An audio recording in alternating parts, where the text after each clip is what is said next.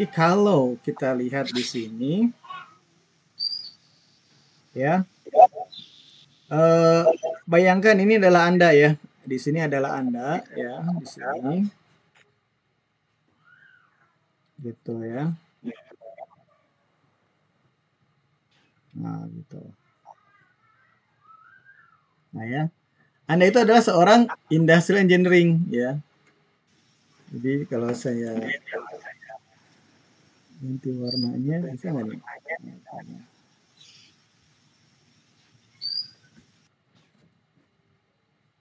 Ya, Anda itu seorang industrial engineering di sini.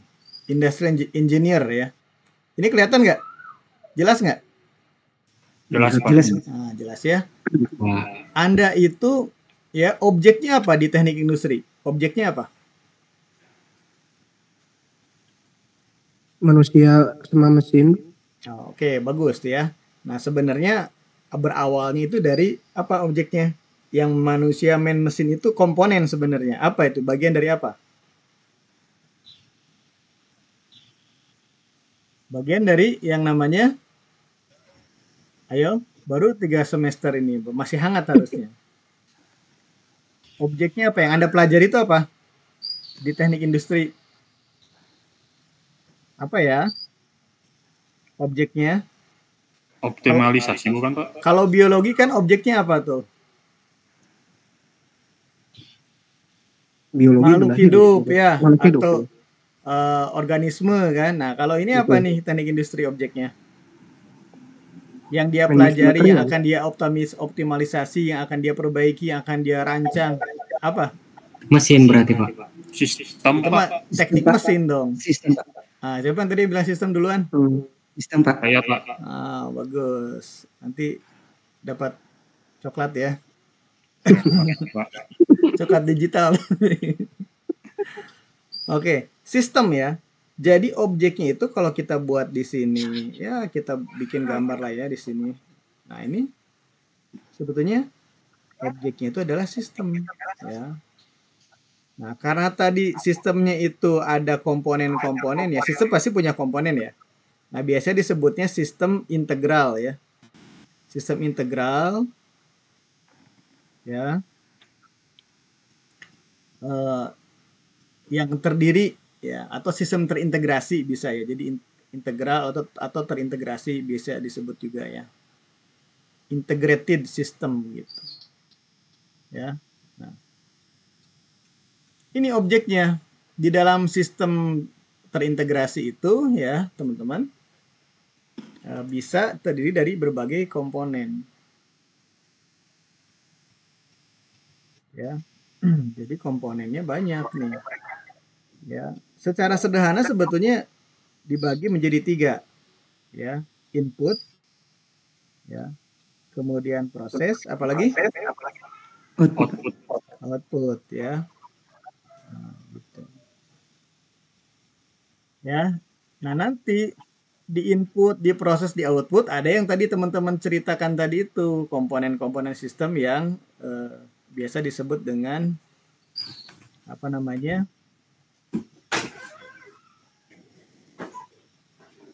Apa 5M ya? Ya kan? Gitu. Apa aja 5M? Men tadi kan. Terus Money, material, money atau capital ya. Dana, terus material, metode. Apalagi?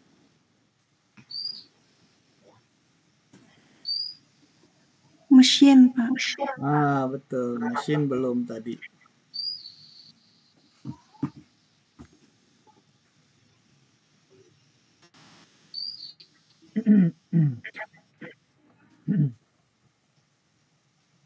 Ya, mesin, kemudian nah 5M. Kadang suka ada tambahan, kan ilmu itu berkembang ya.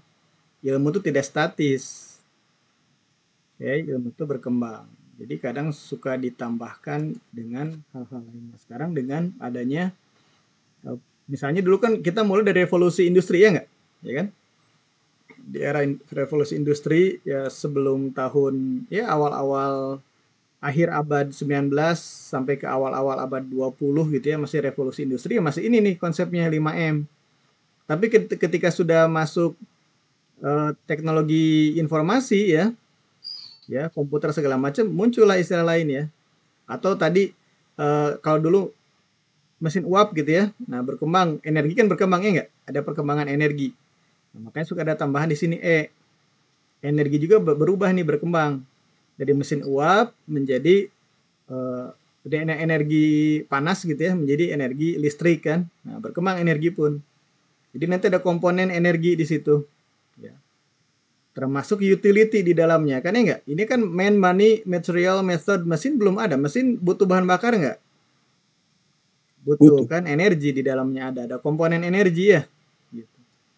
Nah, kemudian ada perkembangan teknologi informasi, bertambah lagi ada yang namanya informasi, betul nggak? Betul, Pak. Betul. Informasi. Jadi komponen sistem tidak hanya 5M saja, harus berkembang ya teman-teman wawasannya. Ya, jadi kalau ditanya komponen sistem jangan 5M terus dari zaman 100 tahun yang lalu ya, sampai sekarang sudah banyak perubahan ya. Nah, ini sudah ada informasi. Oke. Bahkan ditambah lagi sekarang apa nih? Apa yang paling baru nih sekarang? Menurut teman-teman yang sudah berkembang dari informasi nih. Dari perkembangan teknologi informasi, teknologi data segala macam, muncul sekarang apa namanya? AI, Pak. Iya, mantap. Siapa yang bilangnya AI tadi? Hasbi, Pak. Hasbi. Hah? Hasbi, Pak. Hasbi, mantap Hasbi ya. Coklat digital lagi. Siap. Ya. Artificial intelligence. Nah, ini yang orang rata-rata sekarang khawatirkan ya. Ya sekarang kayak apa namanya, Tesla gitu. Ada mobil Tesla ya, ini di sini nih dia. Sama ini. Mobil listrik kan ya? Ya kan? Betul. Ini juga dipakai juga pasti kan. Nah, ini terutama sekali adalah AI ini. Ya, autonomous atau autopilot. Ya. Self driving car gitu ya. Di sini nih. Jadi kalau Anda masuk ke industri saat ini nih yang 4.0 ini masih konsepnya 5M, ya Anda nanti bikinnya mobil-mobil era tahun awal abad 20. Ya. Ya enggak? Betul, Ya, mobil-mobil lama itu kan? Iya. Mobil model lama gitu. Nanti kalah sama yang sudah ada mobil listrik. Bahkan sudah menggunakan kecerdasan buatan di dalamnya. Ya enggak? Padahal kalau bicara market itu apa perilakunya? Selektif, ya enggak? Market itu punya behavior, dia selektif. Dia akan memilih yang bagaimana? Ya? Yang paling murah juga. Yang paling murah, yang paling berkualitas, ya kan? Betul. Nah, itu perilaku pasar. Pasar itu sangat rasional ya. Kalau dihadapkan pada pilihan-pilihan, dia akan memilih yang termurah, tercepat pelayanannya, terbaik kualitasnya dan sebagainya. Ya, jadi Anda perkaya ya wawasannya dan sebagainya ya. Nah, kembali ke sistem ini ya. Jadi objek Anda itu adalah sistem. Ya. Sistem ini yang kemudian ya setelah Anda mempelajari sistem, suatu sistem lah ya, misalnya sistem apa? Sistem produksi gitu ya. Di sebuah sistem produksi, misalnya produksi mobil tadi gitu ya. Nah, Anda itu akan karena mempelajari ya dengan secara ilmiah, ada metodenya, Anda akan bisa menemukan, atau kalaupun tidak secara ilmiah lah, Anda ada berada di situ, berada di dalam sistem itu berinteraksi, entah jadi pegawai, pemilik ya. Nah, Anda berhadapan, Anda menjadi orang yang paling paham tentang sistem itu ya, sistem produksi mobil misalnya. Anda akan bisa menemukan apa yang namanya dari sistem itu ya, Anda akan bisa menemukan yang namanya Apa kira-kira? Nih, yang akan saya gambarkan.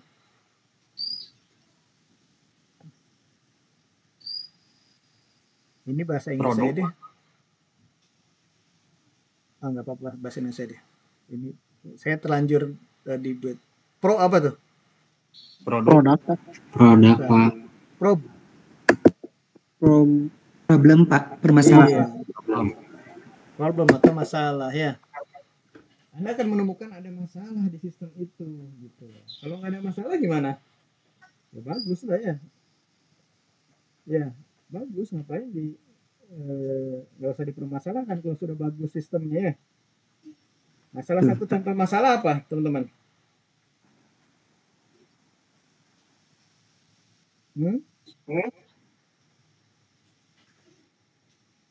Salah satu contoh masalah apa? Di sistem produksi mobil misalnya. Keterlambatan barang, Pak. Keterlambatan barang misalnya gitu ya. Jadi dari situ teman-teman bisa melihat ada, ini komputer saya agak nge-lag nih ya. Ya misalnya apa? Tadi ya apa namanya, masalah time to market tuh apa namanya istilahnya? Kok saya jadi lupa lagi nih. Time to market itu ya. Waktu dari mulai pesanan sampai ke pengiriman apa namanya? Disebutnya? Saya lupa lagi. Purchase order bukan sih, Pak? Time to market lah istilah lainnya. Turnaround time, Pak. Apa? Turnaround time. TAT.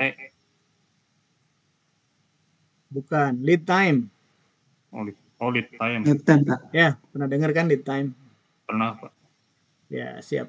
Nah, problem lainnya apa? Defect product, ya enggak?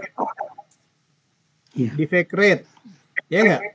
Tingkat kecacatan, jumlah produk yang cacat. Masalah nggak kalau 0,1%? Masalah, Pak. Salah, Pak. Masalah, Pak. Tapi masalah apa kategorinya? Masalah kecil dong, ya enggak? Iya, Pak. Kalau 0,1% produk cacat, kecil apa besar? Kecil. Iya, Pak. Kecil lah ya. Kalau 50% produknya cacat yang dibikin, Setengahnya, Pak, itu. masalah besar. Iya, Pak. Masalah. Nah itu. Anda bikin cireng ya atau cilok gitu 50% gosong. Masalah nggak itu? Diretur ntar, Nggak Pak. besar. Salah. Iya. Nah, besar itu. Anda bisa rugi kan? Bisa habis modal kan misalnya gitu. Ya. Sekarang mobil bayangkan, bukan cireng atau cilok ya. Mobil coba yang harganya ratusan juta bahkan bisa MM-an. Ya, bisa problem sekali. Nah, masalah inilah yang kemudian Anda ingin pecahkan, ya enggak? Betul, Ya, Pak. di sini ada juga masalah apa namanya? Demand ya, lost demand lah ya. Demand yang hilang itu bisa disebut lost demand. Lost demand gitu ya. Pesanan yang tidak terpenuhi gitu. Ini masalahnya, ini harus pecahkan. Orang T itu di sini nih. Ya. Nah, si problem itu bisa terkait dengan input, ya, bisa terkait sama inputnya nih, ya, bisa terkait sama prosesnya, bisa terkait sama outputnya, bisa terkait dengan seluruhnya, ya nggak? Nah, sistem terintegral ini juga sama. Tadi saya belum bahas. Itu bisa dalam konteks yang paling rendah, gitu ya. Level ini ada levelnya juga, teman-teman ya. Leveling nih. Level yang paling rendah itu kalau di teknik industri itu adalah workstation, ya nggak? Workstation itu apa? Stasiun kerja. Atau kalau di jasa itu ya unit kerja lah gitu ya. Ada hubungannya, cuma satu orang aja, satu orang dengan satu komputer itu sudah dihitung satu unit kerja atau workstation ya. Satu orang dengan satu mesin gitu. Atau kalau dia otonomous ya mesin sendiri bisa dihitung sebagai workstation. Kumpulan workstation jadilah apa? Apa? Kalau di manufaktur itu factory level ya. Factory namanya. Atau lantai produksi, production floor ya. Unit di atasnya lagi ini kumpulan workstation atau kumpulan unit kerja, satu divisi, satu departemen gitu ya. Nah, factory. Nah, kemudian di atasnya lagi apa lagi? Level perusahaan atau company ya. Ini sistem nih. Gitu. Misalnya perusahaan Toyota, perusahaan Honda, nah, gitu ya, perusahaan pengolahan padi gitu ya, beras gitu ya, air mineral. Nah, itu udah level company.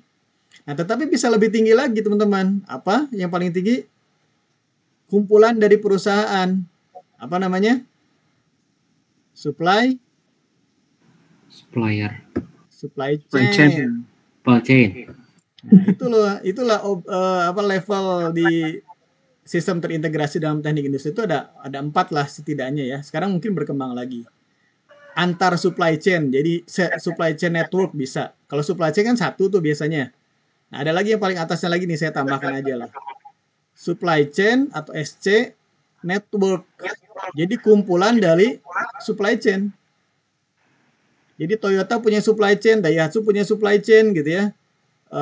Mitsubishi punya supply chain, Wuling punya supply chain. Nah, itu mereka semua punya dianggap satu sistem ya ketika berinteraksi gitu ya.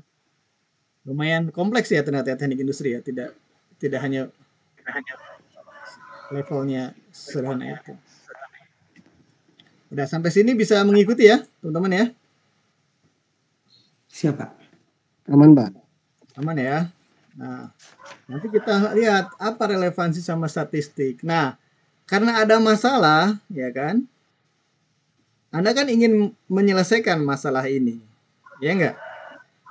Masalah-masalah itu Anda ingin selesaikan. Nah, maka Anda harus mengumpulkan dulu. Ya, ini pendekatan namanya, pendekatan. Biasanya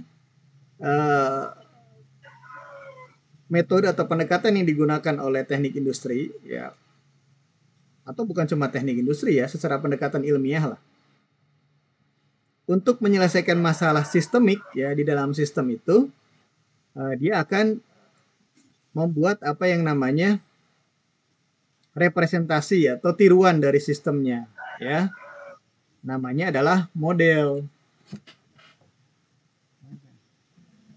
Namanya model ya. Nah, di sini saya buatkan cerminan. Jadi ini sistem, sebelah kiri saya ya, sebelah kiri teman-teman juga sama ya. Di layar nih ada sistem. Nah, ada tiruannya dari si sistem ini ya. Tiruannya ini ya, kita buat nah kayak gini deh ya. Jadi saya biar kayak tiruan lah. Nah, si sistem ini dibuat tiruannya, representasi atau ya tiruan ya, paham ya tiruannya. Namanya bukan sistem tapi sistem aksen atau kita sebut dengan model ya.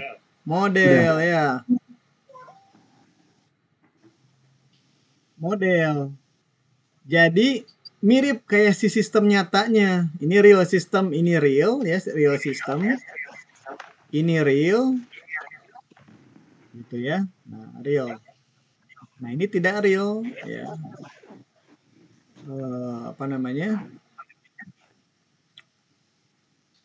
Disebutnya ya, disebutnya model ya atau representasi lah, representation.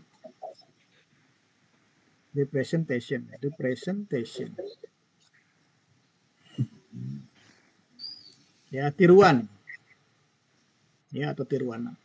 Jadi Anda bercermin jadi Anda tuh seperti cermin sebenarnya, merefleksikan, membuat bayangan dari si sistem itu, namanya model ya. Nah, supaya Anda bisa buat bayangan yang sempurna, nggak ada yang sempurna ya, bayangan yang bagus lah, yang representatif.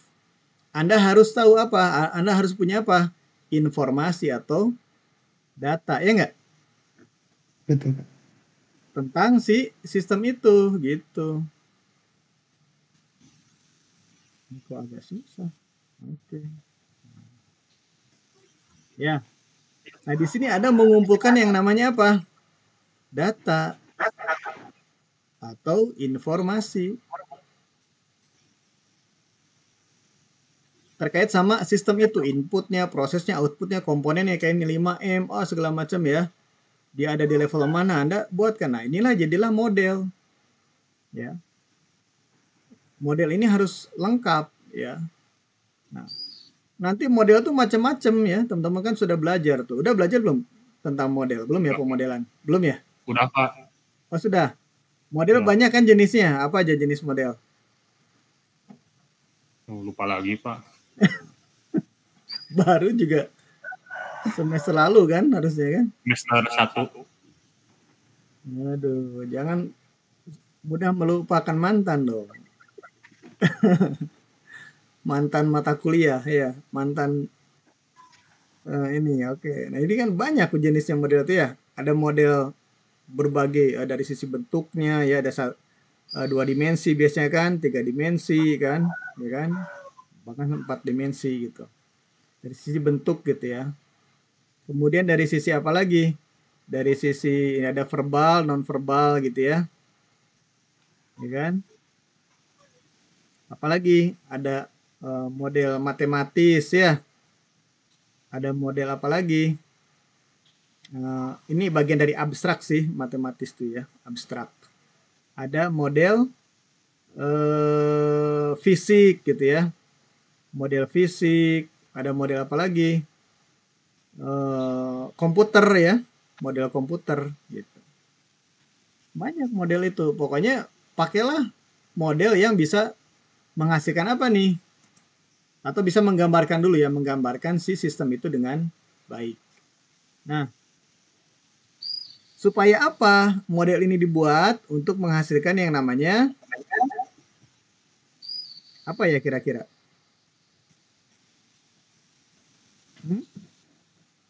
Planning. Apa? Planning. Hah? Planning. Planning. Ya.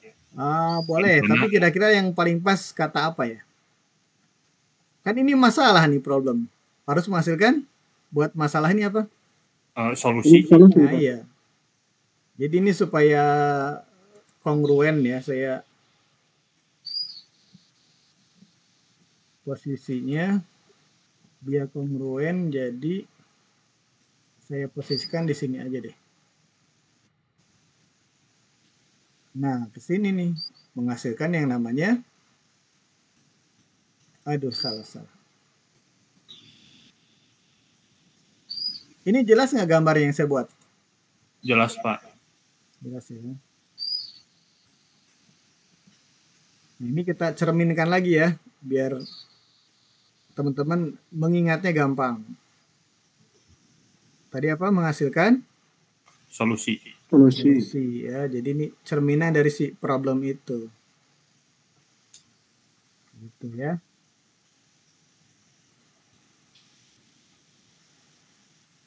Ya, nah, solusi ini kan untuk menyelesaikan masalah ya. Jadi apa namanya?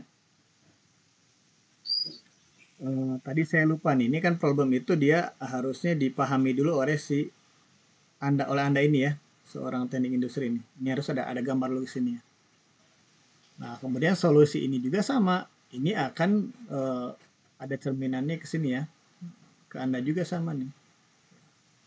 Berdasarkan satu model, misalnya model matematika ya. Kalau permasalahan misalnya defect rate gitu ya, bagaimana menurunkan tingkat kecacatan. Nah, Anda pakai model misalnya model Six Sigma misalnya enggak? Itu kan salah satu model ya enggak?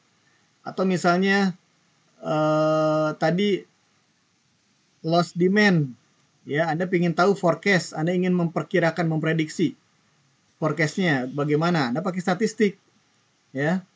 Nah, itu modelnya, model statistik berarti Anda buat kan. Salah satu bentuk dari model matematik adalah model statistik ya.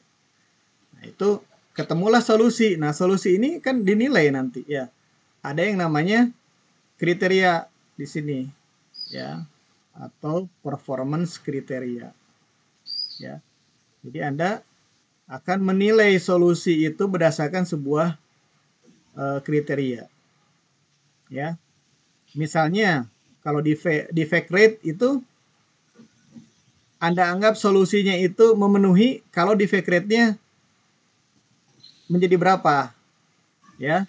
Saat ini misalnya 50% gitu ya defect rate-nya. Anda turunkan menjadi 30%. Pakai apa? Six Sigma. Wah, percuma kalau pakai Six Sigma ya. Six Sigma itu harus sampai levelnya berapa? Ya 0, sekian lah gitu ya, 0, sekian persen. Kan malah kalau nggak salah Six Sigma itu berarti per juta ya. Jadi cuman hanya 6 produk dari 1 juta, 6 cacat hanya dari 1 juta produksi ya. Ya nggak kan gitu kan? Itu 0,0 sekian persen kan? Ya nggak? Itu jadi kalau pakai Six Sigma terlalu jadi kayak bunuh nyamuk pakai pistol gitu kan. Sayang ya nggak pelurunya kan? Jadi pakai model yang lain. Dan bisa pakai statistical apa namanya? Quality control gitu ya, pakai metode statistik yang biasa saja. Misalnya control chart dan sebagainya gitu. Nah, ini kriteria. Nah, dari kriteria ini kemudian Anda menemukan apa yang namanya keputusan. Nah, ya dari sini Anda menghasilkan yang namanya keputusan. Ya. Oke, kalau begitu saya akan terapkan hasil dari solusi tadi ya.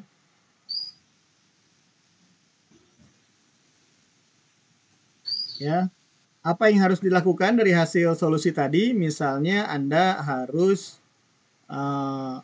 ya taruhlah nanti si keputusan itu kalau misalnya konteksnya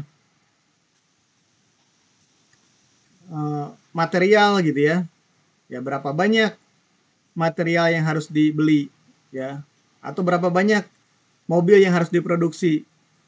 Ya, varian mobil A, varian mobil B, varian mobil C, itu berapa banyak masing-masing harus diproduksi gitu ya.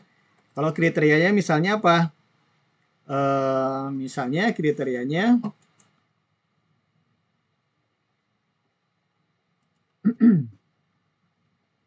ya, tadi kan sudah contoh ada defect rate ya.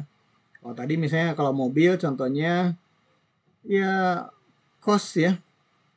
Misalnya cost effectiveness ya, atau cost optimization gitu ya. Ya, atau minimum cost. Ya, minimum cost. Untuk meminimasi cost berapa unit yang dihasilkan? Ya, misalnya X1 di sini. X1, X2-nya berapa gitu ya. X3-nya berapa. Ya, kemudian nanti Y-nya berapa. Ya, misalnya total penghematan atau misalnya total cost ya, misalnya gitu ya. Kriterianya minimum cost atau bisa juga maksimasi apa? Revenue gitu kan? Ya enggak? Kriterianya. Kan gitu. Jadilah itu sebuah keputusan yang visible atau bahkan kalau visible sama optimal di sini ya. Kalau untuk solusi kriterianya adalah visible dulu biasanya, visible atau optimal di sini. Ya. Untuk solusi, kriteria solusi biasanya visible atau optimal, ya. Nah, kemudian juga bisa cost yang minimum untuk solusi itu ya. Bisa juga maksimum. Misalnya untuk revenue atau untuk profit gitu ya. Profit biasanya pakai kriteria maksimum.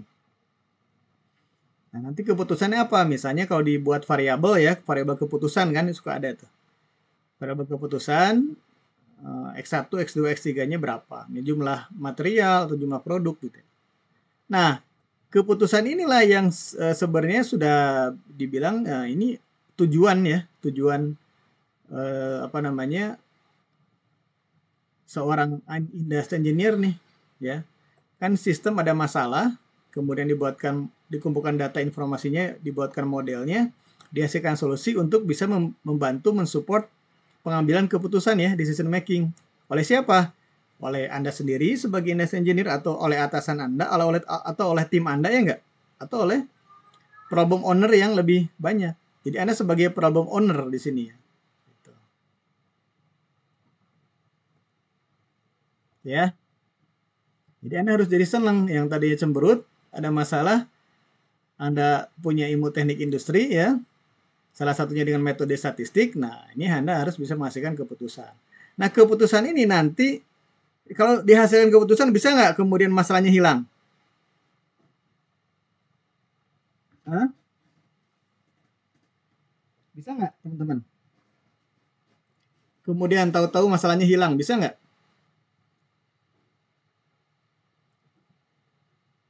Halo, masih dengan saya? Mohon diulang lagi Pak pertanyaannya. Masih Pak. Iya, Belum kalau tentu, Pak. Iya. belum tentu, kenapa belum tentu? Karena keputusan harus dieksekusi, Pak. Kalau Wah, keputusan bagus nggak sekali. Siapa itu? nggak dieksekusi, saya, Pak. Siapa? Kalau keputusan nggak dieksekusi, Namanya. Ya, Pak. Namanya siapa? Saya soalnya lagi di layar ini nih gambar. Muhammad Puja Irawan. Ah, Puja Irawan, kenapa belum tentu keputusan itu langsung menyelesaikan masalah? Karena harus Karena harus dieksekusi dulu, Pak. betul. Baru menyelesaikan masalah. Iya, berarti Anda harus butuh yang namanya Action. di sini. Ya. Action. Nah, biasa di dalam action itu ini real biasanya. Aksi yang real ya. Biasanya ada pendahuluannya, tapi nggak apa di sini kita bilang action aja ya. Pendahuluan itu bisa dengan planning dulu kan tadi ya. Ada yang bilang planning tuh kan. Iya, Pak. Nanti kita bicara. Udah. Nah, real action inilah yang kemudian ya itu akan apa? Dikenakan atau dijatuhkan atau diterapkan ya kepada sistem. Sehingga nanti efeknya apa? Mengubah situasi masalahnya. Yang tadinya ada masalahnya menjadi berkurang atau hilang. Gitu ya.